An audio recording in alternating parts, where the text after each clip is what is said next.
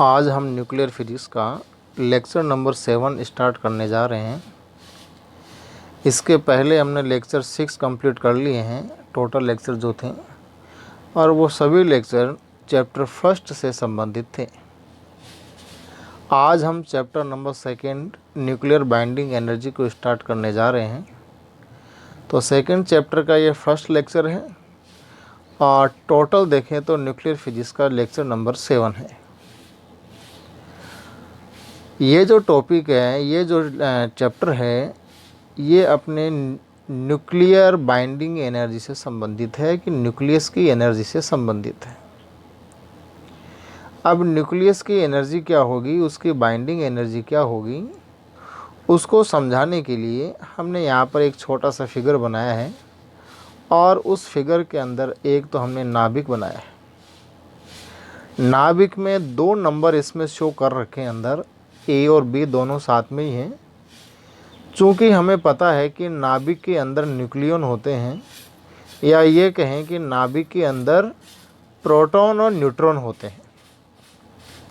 या प्रोटॉन को मान लीजिए कि जो ए नंबर है वो प्रोटॉन को शो कर रहा है और बी जो है वो न्यूट्रॉन को शो कर रहा है। अब हमें इस नाभिक को तोड़कर और विभाजित करके प्रोटॉन और न्यूट्रॉन को अलग अलग करना है या न्यूक्लियनों को अलग अलग करना है। तो यहाँ अलग करके देखिए, यहाँ पर ये ए न्यूक्लियन है और यहाँ पर ये बी न्यूक्लियन है। दोनों को अलग अलग किया है, लेकिन नाभिक को इन घटक न्यूक्लियनों में तोड़ने के लिए हमें बाहर से नाभिक को कुछ ऊर्जा देनी होगी, कुछ एनर्जी देनी होगी, क्योंकि बिना एनर्जी दिए ये नाभिक टूट नहीं सकता। तो बाहर से हमने यहाँ पर ये एनर्जी दे रखी है। वापस रिपीट करूँ तो अपने पास एक नाभिक है जो कि न्यूक्लियो से निर्मित है, न्यूक्लियनों से निर्मित है। इस नाभिक को हमने बाहर से एनर्जी दी और एनर्जी देने पर यह नाभिक अपने घटकों में टूट गया, घटक न्यूक्लियनों में विभाजित हो गया। तब उस स्थिति में ये जो हमने बाहर से एनर्जी दी है वो एनर्जी कहलाती है इसकी बंधन ऊर्जा। बंधन ऊर्जा इसलिए कहा क्योंकि नाभिक के अंदर प्रोटॉन और न्यूट्रॉन बंधन की अवस्था में रहते हैं, बाइंड स्टेट में रहते हैं, बाउंड स्टेट में रहते हैं। और उस बाउंड स्टेट को तोड़ने के लिए हमने एनर्जी दी है, इसलिए इसको हम बंधन ऊर्जा कहते हैं, बाइंडिंग एनर्जी कहते हैं। डेफिनेशन को वापस रिपीट करें तो डेफिनेशन क्या होगी इसकी, कि किसी नाभिक को उसके घटक न्यूक्लियनों में विभाजित करने के लिए आवश्यक ऊर्जा का मान नाभिकीय बंधन ऊर्जा कहलाती है या कहलाता है। अब हम मान लेते हैं कि इस बंधन ऊर्जा का मान कैसे निकालें। मानना क्या है, मानना ये है कि मान लेते हैं कि नाभिक में प्रोटॉन की संख्या Z है। प्रोटॉन की संख्या कितनी है, Z है, और न्यूट्रॉन की संख्या है A-Z। ए क्या है, नाभिक की द्रव्यमान संख्या, और द्रव्यमान संख्या में क्या है, प्रोटॉन और न्यूट्रॉनों की संख्या शामिल है। अगर इस द्रव्यमान संख्या में से हम प्रोटॉन की संख्या को कम कर दे तो न्यूट्रॉन मिल जाएंगे, और वो न्यूट्रॉन कितने हैं, A-Z। तब उस स्थिति में नाभिक की बंधन ऊर्जा को कैसे दिया जाएगा, उसका फॉर्मूला यहाँ दिया हुआ है कि BAZ is equal to, bracket में जो राशि है वो है ZMP plus A-ZMN minus MAZ multiply by C²। यहाँ पर MP जो है ये प्रोटॉन का द्रव्यमान है, MP। एक प्रोटॉन का द्रव्यमान MP है, तो Z प्रोटॉनों का कितना होगा, मल्टीप्लाई कर दिया है, अर्थात ZMP यहाँ पर सभी प्रोटॉनों का द्रव्यमान है। इसी प्रकार से Mn एक न्यूट्रॉन का द्रव्यमान है। यदि एक न्यूट्रॉन के द्रव्यमान को हम सभी न्यूट्रॉनों की संख्या से मल्टीप्लाई कर दे, वो कितनी है, A-Z। तो हमें टोटल न्यूट्रॉनों का द्रव्यमान मिल जाएगा माइनस MAZ। ये MAZ है नाभिक का द्रव्यमान, जबकि उसको हमने विभाजित नहीं किया है। जैसे यहाँ पर AB लिखा है ना, ये नाभिक, ठीक उसी प्रकार से ये भी जो है द्रव्यमान है वो नाभिक का है। और कौन से नाभिक का? जिसकी द्रव्यमान संख्या A हो और परमाणु क्रमांक Z या प्रोटॉन की संख्या Z हो। और इस डिफरेंस किसका है? प्रोटॉन का द्रव्यमान और न्यूट्रॉन के द्रव्यमान के योग, वापस बता रहा हूँ, प्रोटॉन के द्रव्यमान और न्यूट्रॉन के द्रव्यमान के योग में से आप सब्ट्रैक्ट कर दीजिए नाभिक का द्रव्यमान। तो जो डिफरेंस आएगा उस डिफरेंस को C² से मल्टीप्लाई कर दिया जाए तो नाभिक की बंधन ऊर्जा हमें मिलेगी। फॉर्मूला जो रहेगा वो नाभिक की बंधन ऊर्जा का रहेगा। नेक्स्ट टॉपिक है वह है मास डिफेक्ट, द्रव्यमान क्षति। अब मास डिफेक्ट निकालने के लिए कि मास डिफेक्ट क्या है, द्रव्यमान क्षति क्या है, क्षति का अर्थ यहाँ से कमी से है, द्रव्यमान की कमी से। तो यहाँ पर भी एक छोटा सा फिगर लिया है, उसमें लेफ्ट साइड में हमने एक नाभिक को शो किया है और नाभिक की प्रोटॉन संख्या Z है और न्यूट्रॉन संख्या उसमें A-Z है। और राइट साइड में हमने कुछ प्रोटॉनों को शो किया है, जैसे Z प्रोटॉन है, और कुछ न्यूट्रॉनों को शो किया है, जैसे यहाँ पर A-Z न्यूट्रॉन है। और यहाँ पर एक रेखा को शो किया है, दोनों तरफ तीर के निशान लगे हुए हैं। इसका मतलब ये है कि या तो नाभिक को आप उसके घटक न्यूक्लियनों में विभाजित कर दो, या इन घटक न्यूक्लियनों से किसी नाभिक का निर्माण कर दो। दोनों में से कोई एक प्रोसेस लेना है। नाभिक बनाने के लिए न्यूक्लियनों को पास लाना होगा, जो कि ऊपर वाला प्रोसेस ये वाला, ये नीचे वाला प्रोसेस है। और यदि नाभिक को घटक न्यूक्लियनों में तोड़ना है तो ये ऊपर वाला प्रोसेस है, ये फॉलो करना होगा। तो यहाँ हम बुक को फॉलो कर रहे हैं, और बुक को फॉलो करने में क्या है कि उसमें बताया गया है कि पहले हम Z प्रोटॉन और A-Z न्यूक्लियनों को अनंत से ला करके एक नाभिक का निर्माण करना है। किसका निर्माण करना है? एक नाभिक का निर्माण करना है। अब हमने नाभिक का निर्माण किससे किया है? नाभिक का निर्माण हमने किया है Z प्रोटॉन और A-Z न्यूट्रॉनों से। इन दोनों को निकट ला करके हमने एक नाभिक बना दिया। कहने का मतलब क्या है कि जब प्रोटॉन और न्यूट्रॉन दूर दूर थे तब उनका द्रव्यमान था कि प्रोटॉनों का द्रव्यमान तो था ZMP और न्यूट्रॉनों का द्रव्यमान था A-Z multiply by Mn। In proton और न्यूट्रॉन को मिला करके हमने बनाया नाभिक, अर्थात नाभिक में टोटल द्रव्यमान होना चाहिए, क्योंकि जो प्रोटॉन और न्यूट्रॉन थे उन्हीं को मिला के तो हमने नाभिक बनाया।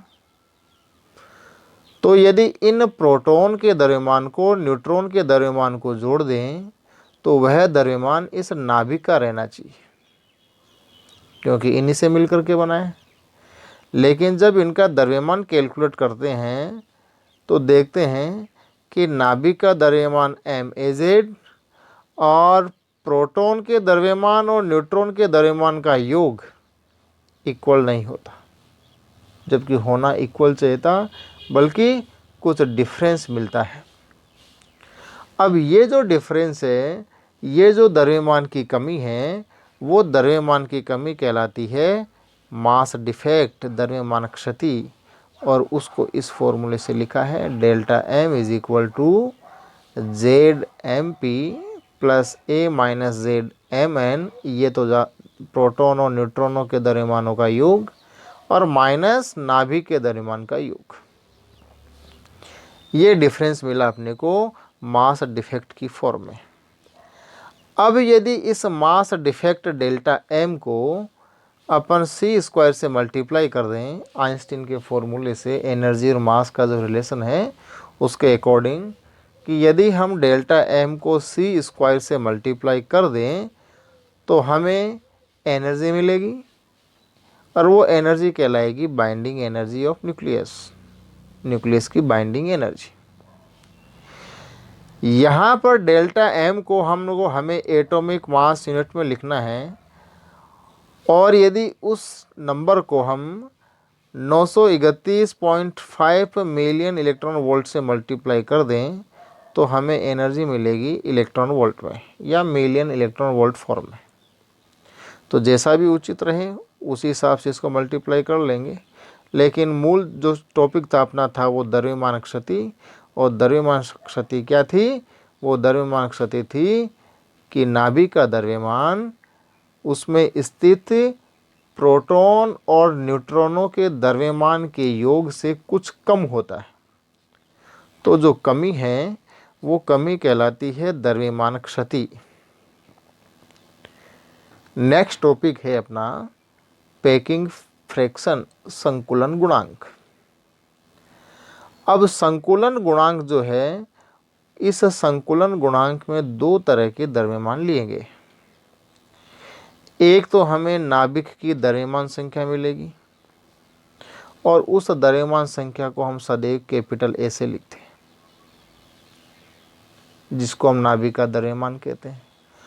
और दूसरा परमाणु या नाभिक का एग्जैक्ट द्रव्यमान मिलेगा और वो द्रव्यमान है यहाँ पर कैपिटल एम से।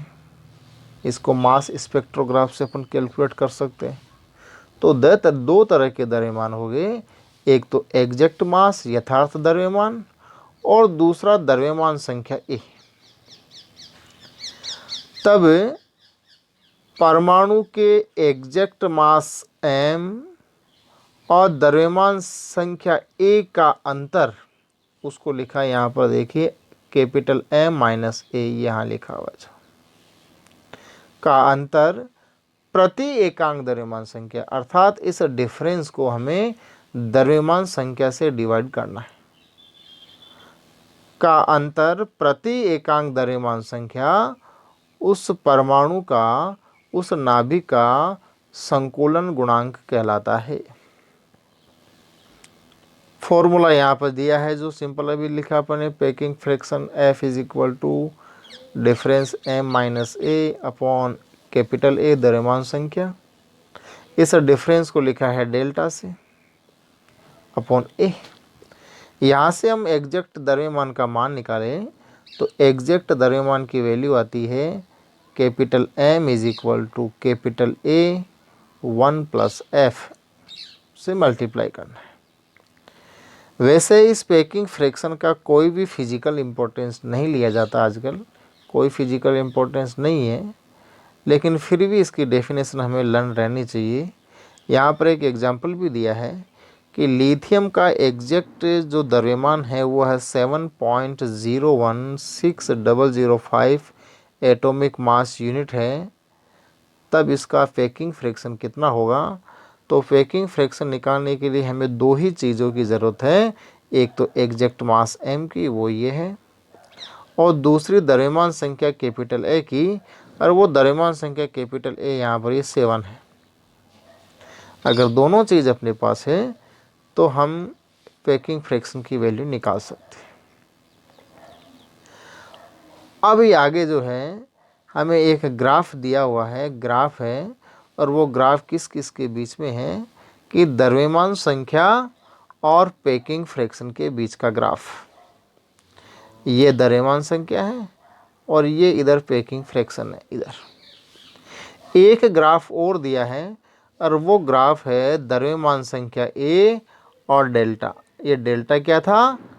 परमाणु का एग्जैक्ट द्रव्यमान और द्रव्यमान संख्या का डिफरेंस। तो अभी हम इसको कंसीडर नहीं कर रहे हैं, अपन सिर्फ एक ही ग्राफ को देखेंगे, और वो ग्राफ कौन सा है कि द्रव्यमान संख्या ए और पैकिंग फ्रैक्शन F के बीच का ग्राफ। और वो ग्राफ यहाँ पर ये दिया हुआ जो ये, इसको अभी हम नहीं ले रहे। अब इस ग्राफ को अगर ध्यान से देखें तो इसका पहला जो रिजल्ट अपने सामने है वो है कि ऐसे परमाणु या ऐसे नाभिक जिनकी द्रव्यमान संख्या 20 से कम हो, ए लेस देन 20, वो लगभग यहाँ आएगी, इससे नीचे नीचे रहेगा। ऐसे परमाणु या ऐसे नाभिक जिनकी द्रव्यमान संख्या 20 से कम हो, उनके लिए ये ग्राफ देखो इस जीरो लाइन से ऊपर है। और जीरो लाइन से ऊपर होने का मतलब है कि ऐसे हल्के तत्वों के लिए कौन से, जिनके लिए द्रव्यमान संख्या 20 से कम हो, पैकिंग फ्रैक्शन धनात्मक होता है। पहला पॉइंट। सेकंड, ऐसे परमाणु या नाभिक जिनकी द्रव्यमान संख्या 20 से तो अधिक हो लेकिन 180 से कम हो, वो पार्ट कौन सा है? वो पार्ट देखो 120 से अधिक का मतलब लगभग यहाँ से लेकर के 180 से कम, लगभग यहाँ तक। और उनके लिए जो ग्राफ है वो ग्राफ है अपने पास ये वाला। ये ग्राफ इस जीरो लाइन के नीचे है, और जीरो लाइन के नीचे होने का मतलब है पैकिंग फ्रैक्शन इज नेगेटिव। अर्थात ऐसे नाभिक या परमाणु जिनकी द्रव्यमान संख्या 20 से अधिक हो लेकिन 180 से कम हो, उनके लिए पैकिंग फ्रैक्शन नेगेटिव होता है, ऋणात्मक होता है। और फिर उसके आगे बढ़ें तो ऐसे नाभिक जिनकी द्रव्यमान संख्या 180 से अधिक हो, 180 से अधिक होने का अर्थ है लगभग यहाँ से ऊपर, इसके आगे, इन सबका पैकिंग फ्रैक्शन का अगर वक्र देखे, ग्राफ देखे, तो वो जीरो लाइन के ऊपर है, ये वाला पार्ट। वापस वही कि जब जीरो लाइन के ऊपर हो तो पैकिंग फ्रैक्शन की वैल्यू पॉजिटिव होगी। या हम कह सकते हैं कि ऐसे नाभिक या परमाणु जिनकी द्रव्यमान संख्या 180 से अधिक हो, उनका पैकिंग फ्रैक्शन पॉजिटिव होता है, धनात्मक होता है। और जो डेफिनेशन से अपन, जो अपने पैकिंग फ्रैक्शन की डेफिनेशन दी थी, उस डेफिनेशन से या उसके फॉर्मूले से हम कार्बन का पैकिंग फ्रैक्शन निकालें, इंपॉर्टेंट लाइन है, कार्बन का पैकिंग फ्रैक्शन निकालें, तो कार्बन का पैकिंग फ्रैक्शन निकालने पर ज्ञात होता है कि उसकी वैल्यू कितनी है, 0। और 0 तभी आ सकती है वैल्यू जबकि कार्बन का एग्जैक्ट मास और उसकी द्रव्यमान संख्या इक्वल हो। जब दोनों इक्वल रहेंगे तो उस स्थिति में कार्बन के लिए पैकिंग फ्रैक्शन की वैल्यू 0 प्राप्त होती है। तो ये तो हुआ अपना पैकिंग फ्रैक्शन ऑफ एटम और न्यूक्लियस। नेक्स्ट टॉपिक जो है वो है बंधन ऊर्जा का द्रव्यमान संख्या के साथ परिवर्तन। और बंधन ऊर्जा का द्रव्यमान संख्या के साथ परिवर्तन से अर्थ है कि यहाँ पर हमें जितने भी नाभिक ज्ञात है, जितने भी परमाणु ज्ञात है, उन सब की बंधन ऊर्जा को लीजिए कि जितने भी ज्ञात नाभिक है उनकी बंधन ऊर्जा कितनी कितनी है, और उस बंधन ऊर्जा का उनकी द्रव्यमान संख्या के साथ ग्राफ प्लॉट कीजिए। तो जो ग्राफ प्लॉट करने पर हमें ग्राफ मिलता है, वक्र मिलता है, जो यह शो करता है कि विभिन्न नाभिकों की बंधन ऊर्जा द्रव्यमान संख्या के साथ किस प्रकार से परिवर्तित होती है, वह परिवर्तन कहलाता है बंधन ऊर्जा का द्रव्यमान संख्या के साथ परिवर्तन। और वो ग्राफ जैसे यहाँ पर दिया हुआ है फिगर 2.2, हॉरिजॉन्टल लाइन पर द्रव्यमान संख्या ली है और वर्टिकल लाइन पर बाइंडिंग एनर्जी ली है, लेकिन पर न्यूक्लियन। पर न्यूक्लियन का मतलब है, मान लो कि कोई नाभिक है और उसकी नाभिक जो है उसकी बाइंडिंग एनर्जी है B, और उस नाभिक की द्रव्यमान संख्या है A, तो उस बाइंडिंग एनर्जी में उस द्रव्यमान संख्या को से भाग दे दीजिए, तो जो वैल्यू प्राप्त होगी वो वैल्यू प्राप्त होगी binding energy per nucleon. Of A nucleus. Clear कि यदि किसी नाभिक की बंधन ऊर्जा में उसकी द्रव्यमान संख्या का भाग दे दिया जाए तो वैल्यू हमें मिलती है प्रति न्यूक्लियन बंधन ऊर्जा। ये जो प्रति न्यूक्लियन बंधन ऊर्जा है इसको हम स्पेसिफिक बाइंडिंग एनर्जी या विशिष्ट बंधन ऊर्जा भी कहते हैं, या इसे औसत बंधन ऊर्जा भी कहते हैं। विशिष्ट बंधन ऊर्जा या औसत बंधन ऊर्जा भी कहते हैं। अब यहाँ पर बाइंडिंग एनर्जी का या प्रति न्यूक्लियन बाइंडिंग एनर्जी का नाभिक के स्थायित्व से क्या संबंध है? कई प्रकार के नाभिक होते हैं, कुछ नाभिक स्थायी होते हैं, कुछ नाभिक अस्थायी होते हैं। तो स्थायित्व का बंधन ऊर्जा से क्या संबंध है? और वो संबंध यह है कि यदि किसी भी नाभिक के लिए बंधन ऊर्जा का मान जितना अधिक होगा वह नाभिक उतना ही अधिक स्थायी होगा। किसी नाभिक के लिए प्रति न्यूक्लियन बंधन ऊर्जा का मान जितना अधिक होगा उस नाभिक का स्थायित्व उतना ही अधिक होता है। यहाँ पर कुछ ये जो ग्राफ दिया है उस ग्राफ से कुछ रिजल्ट निकलते हैं, निष्कर्ष निकलते हैं। और वो निष्कर्ष क्या क्या हैं? पहला निष्कर्ष ये है कि ऐसे नाभिक जिनकी संख्या 20 से कम या 20 के बराबर हो, और उन नाभिकों में भी कौन से नाभिक जिनकी द्रव्यमान संख्या 4, 8, 12, 16 और 20 हो। वो नाभिक कौन से? हीलियम, बेरिलियम, कार्बन, ऑक्सीजन और नियॉन। यदि इनकी प्रति न्यूक्लियन बंधन ऊर्जा देखें तो इनकी प्रति न्यूक्लियन बंधन ऊर्जा इनके समीप के जो नाभिक है, जैसे द्रव्यमान संख्या 4 से संबंधित कौन सा नाभिक है? हीलियम। तो इसके समीप वाले कौन से होंगे? जिनकी द्रव्यमान संख्या 2 हो और द्रव्यमान संख्या 5 हो। या जैसे यहाँ पर द्रव्यमान संख्या 16 दी है तो द्रव्यमान संख्या 16 से संबंधित नाभिक कौन सा? ऑक्सीजन। तो इसके समीप के नाभिक कौन से होंगे? जिनकी द्रव्यमान संख्या 16 से कम का मतलब है 15, 14, 13, लेकिन 12 नहीं, क्योंकि 12 तो यहाँ पर लिया हुआ है। या द्रव्यमान संख्या 16 से अधिक 17, 18, 19, लेकिन 20 नहीं, क्योंकि 20 तो नियॉन यहाँ पर ले रखा है। तो समीप के नाभिक कौन से होंगे? जिनकी द्रव्यमान संख्या 4, 8, 12, 16 और 40 के निकट हो। तो इनकी प्रति न्यूक्लियन बंधन ऊर्जा इनके समीप के नाभिकों की तुलना में अधिक है। और अधिक होने का मतलब ये हुआ कि ये नाभिक अपने समीप के नाभिकों की तुलना में अधिक स्थायी है। क्या है? अधिक स्थायी। वो अगर ग्राफ से देखें तो यहाँ ग्राफ में देखिए द्रव्यमान संख्या 0, 4, 8, 12 और 16 तक,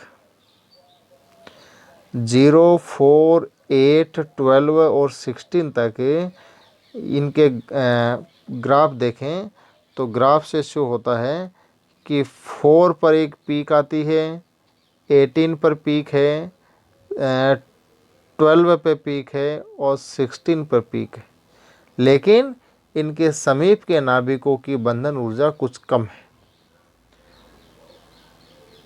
अर्थात ये नाभिक अपने निकटतम नाभिकों की तुलना में कुछ अधिक स्थायी है। फिर सेकंड पॉइंट है कि इस वक्र में पहले द्रव्यमान संख्या 2 से लेकर के 20 तक क्रमवार पुनरावृत्ति शिखरों के साथ तेजी से वृद्धि होती है। अब शिखरों में तेजी से वृद्धि का क्या मतलब है वो देखते हैं। और वो है कि यहाँ पर इस ग्राफ को देखें तो इस ग्राफ में देखो 4 पर जो शिखर है, पीक है, 8 पे पीक है, 12 पे पीक है और 16 पे पीक। ये पीक लगातार बढ़ता जा रहा है। इसे कम नहीं हो रहा। A इज इक्वल टू 2 से लेकर के 20 तक पीक की वैल्यू बढ़ती जा रही है, अर्थात प्रति न्यूक्लियन बंधन ऊर्जा का मान बढ़ता जा रहा है। लेकिन इसके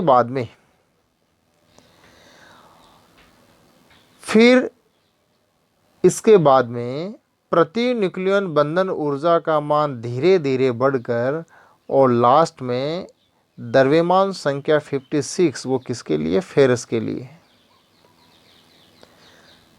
द्रव्यमान संख्या 56 या आयरन के लिए प्रति न्यूक्लियन बंधन ऊर्जा का शिखर सबसे अधिक होता है। अर्थात इस ग्राफ में सबसे अधिकतम पीक जो है वो पीक किसके लिए? फेरस के लिए। और पीक सबसे अधिक होने का अर्थ है कि इसकी प्रति न्यूक्लियन बंधन ऊर्जा सबसे अधिक है। और जिस नाभिक की प्रति न्यूक्लियन बंधन ऊर्जा जितनी अधिक होगी वह नाभिक उतना ही अधिक स्थायी होता है। तो हम कह सकते हैं कि ज्ञात नाभिकों में फेरस एक ऐसा नाभिक है जिसकी द्रव्यमान संख्या 56 हो, वह सबसे अधिक स्थायी नाभिक है। क्यों? क्योंकि उसकी प्रति न्यूक्लियन बंधन ऊर्जा का मान सबसे अधिक है। ग्राफ देखें तो इस ग्राफ में द्रव्यमान संख्या 56 कहाँ से आएगी? लगभग ये यहाँ रहेगी, यहाँ पर। और इसके बाद में फिर वापस पीक की वैल्यू धीरे धीरे कम होकर के ऐसे ग्राफ आता है।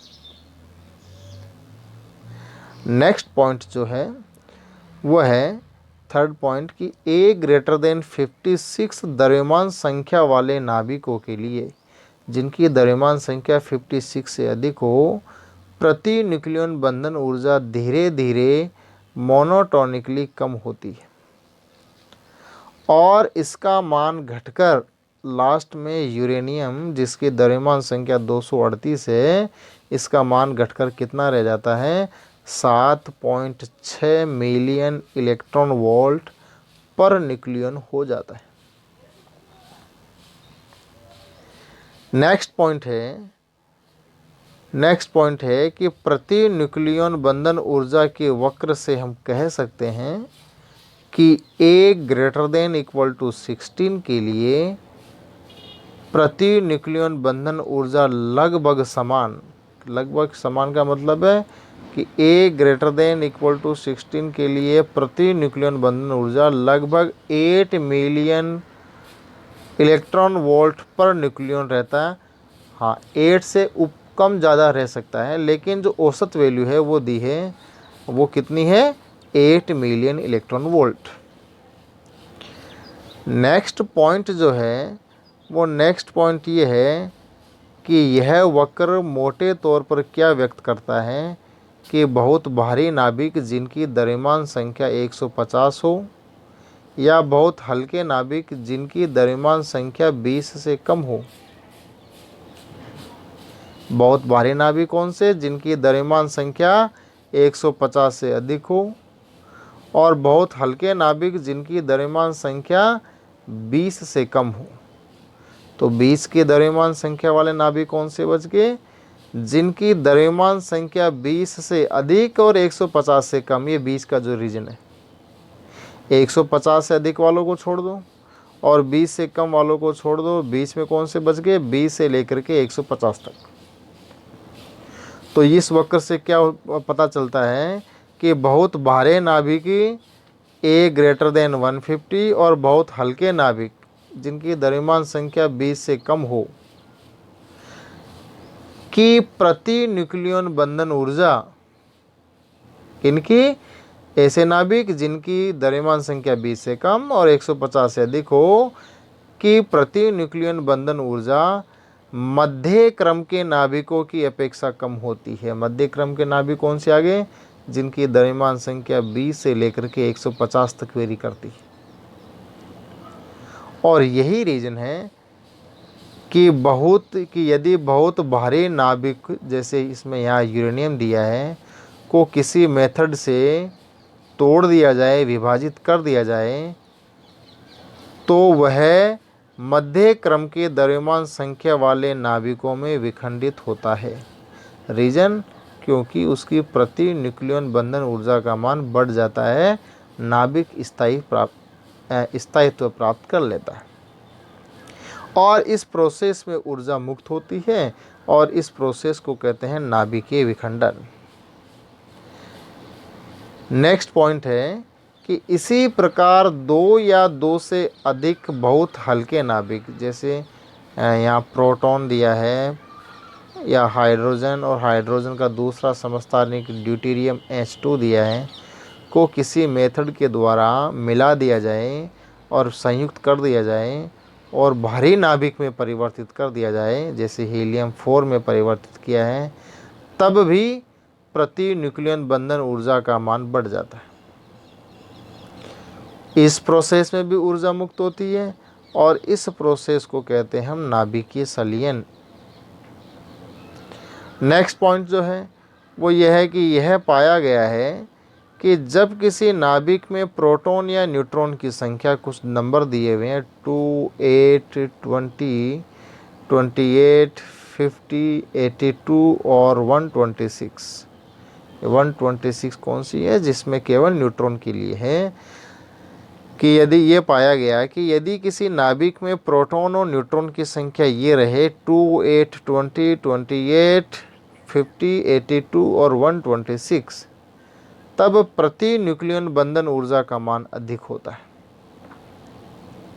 इसलिए इन नंबर को हम मैजिक नंबर भी कहते हैं, मैजिक संख्या कहलाती है। यदि किसी नाभिक में प्रोटॉन और न्यूट्रॉन दोनों ही मैजिक नंबर हो, यानी दोनों ही 2, 2 हो, दोनों ही 8, 8 हो, दोनों ही 20, 20 हो, दोनों ही 28, 28 हो, या 50, 50 हो, या 82, 82 हो, या 126, 126 हो, तब यह नाभिक अति उच्च स्थायित्व को दर्शाता है। एग्जाम्पल, हीलियम और ऑक्सीजन यहाँ पर अपने पास है।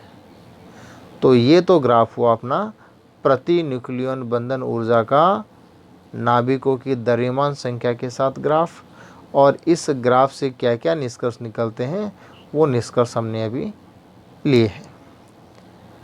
नेक्स्ट टॉपिक जो है अब हम नेक्स्ट क्लास में लेंगे। धन्यवाद।